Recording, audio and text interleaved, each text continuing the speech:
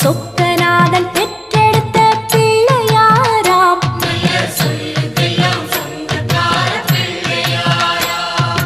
கைலாய மலைய விட்டு தெற்கே வந்தாராம். இந்த பிள்ளையாரு பட்டி கண்டு இருந்து விட்டாராம்.